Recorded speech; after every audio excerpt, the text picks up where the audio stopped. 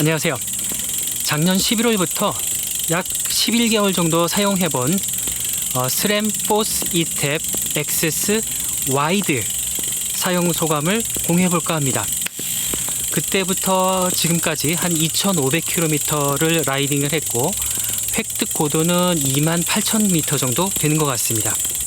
이미 스램의 이탭 엑세스 사용기들이 되게 많이 있기 때문에 어떤 사용법 같은 것을 알려드리기보다는 저희 개인적인 취향에 이 스램 이탭 엑세스가 얼마나 잘 부합을 했는지, 또 불편한 점은 없었는지 그런 것들 위주로 말씀드려보고자 합니다. 총 3편으로 나눠서 말씀드리려고 합니다. 첫 번째는 와이드에 초점을 맞춰서 말씀드리려고 하고요. 두 번째는 변속에 대해서 초점을 맞춰서 말씀드리려고 합니다. 세 번째는 기타 여러가지 와이드나 변속 이외의 어떤 사항에 대해서 말씀드리도록 할 계획입니다.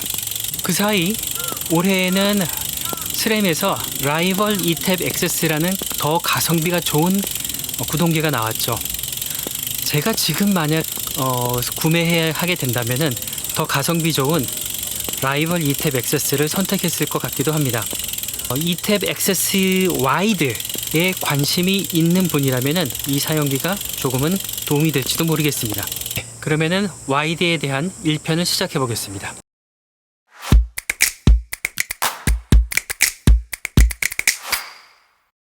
스램 포스 이탭 엑세스 와이드는 카세트가 1036T이고 크랭크는 4330T입니다.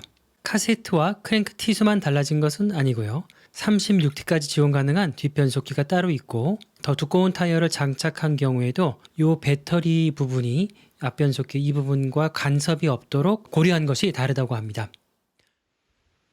와이드가 아닌 포스 이탭은 크랭크가 4633이고 카세트는 1033T라서 기어비 범위가 1.0부터 4.6까지입니다. 제가 바로 전에 사용하던 시마노 울테그라는 크랭크가 5034에 카세트는 1134T여서 기어비가 1.0에서 4.5였고요. 현재 사용 중인 와이드는 크랭크가 4330이고 카세트는 1036T이라서 기어비 0.83부터 4.3까지 사용할 수 있습니다. 사실 로드에서는 기어비 1.0만 나와도 상당히 기어비가 낮은 축에 속하죠. 제가 2020년에 엔듀런스인 트랙 도마니 SL6를 살 때만 하더라도 도마니만 기어비 1.0 이상이었고 대개 에어로나 올라운드 로드 자전거는 1.2 이상의 기어비를 제공하는 경우가 많았었습니다. 기어비 2.0 이하에서 어떤 기어비들이 있는지 비교해 보겠습니다. 와이드가 아닌 이탭 엑세스는 2.0 이하의 6개의 기어가 있고 11단인 시마노 울테그라는 7개가 있군요. 이탭 엑세스 와이드는 1.0 미만의 기어비가 2개 있고 1.0 바로 위에 1.07의 기어비가 있습니다. 그리고 기어비 2.0 이하에는 총 8개 기어가 있네요. 기어비 3.0 이상인 경우에 어떤 기어비들이 있는지도 한번 살펴보죠. 와이드가 아닌 이탭 엑세스는 6개의 기어가 있군요. 반면 11단인 시마노 울테그라는 3개의 기어만 있고요. 이탭 엑세스 와이드는 4개의 기어가 있어서 11단인 시마노보다는 한 단이 더 있네요. 최고 기어비는 낮아도 시마노 울테그라보다는 기어비가 약간 더 촘촘하네요. 다만 카세트가 1033인 이탭 엑세스는 고속에서 6개의 기어비가 있다 보니 시속 40에서 60km의 속도로 달리시는 라이더에게는 와이드가 아닌 이탭 엑세스가 더 좋은 선택이 될 수 있다고 생각합니다. 제가 와이드를 선택하는 이유는 고속 부분을 희생하고라도 힘든 어필 구간에서 더 유리하고자 하는 것이고 저는 체력이 약해서 평지에서 제 힘만으로는 시속 35km를 넘게 지속적으로 페달링하는 경우는 드물기 때문에 와이드가 고속 기어가 부족해도 아쉬울 것이 전혀 없습니다. 기어비에 따라 제가 어필하는 모습을 한번 보시죠. 15% 이상 되는 언덕에서 가장 낮은 기어비 0.83으로는 비교적 수월하게 올라갑니다. 한 단 더 낮춘 기어비 0.93에서도 무난히 올라갑니다. 기어비 1.25에서는 힘이 훨씬 많이 들어서 몸을 사용해야 되네요.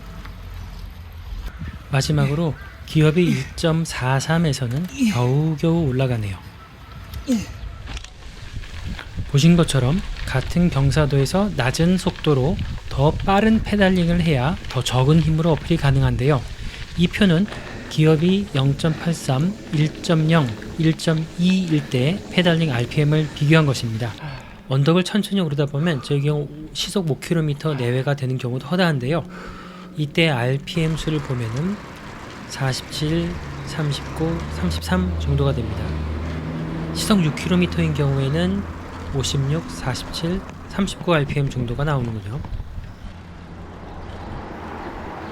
사실 전동 구동계가 아니어서 저렴하면서 1.0 미만의 낮은 기어비를 제공하는 것이 있었다면 비싼 포스 와이드를 사지 않았을 것이란 생각도 해봅니다.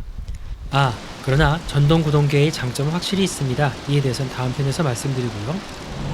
그렇다면 고속에서 정말 큰 손해를 보는 것일까요? 대관령이나 한계령 같은 데서 긴 다운힐 할 때 시속 50km 이상을 내는 데에는 충분합니다.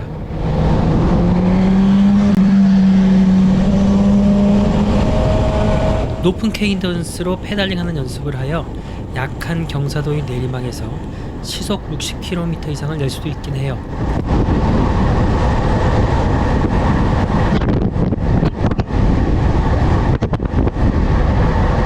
안전을 위해서 내리막에서 이렇게 속도를 내지 않고 시속 50km 미만으로 타시는 분들이 더 많으리라 생각하는데요. 그렇다면 스램포스 이탭 XS 와이드가 고속에서 아쉬울 이유가 전혀 없습니다.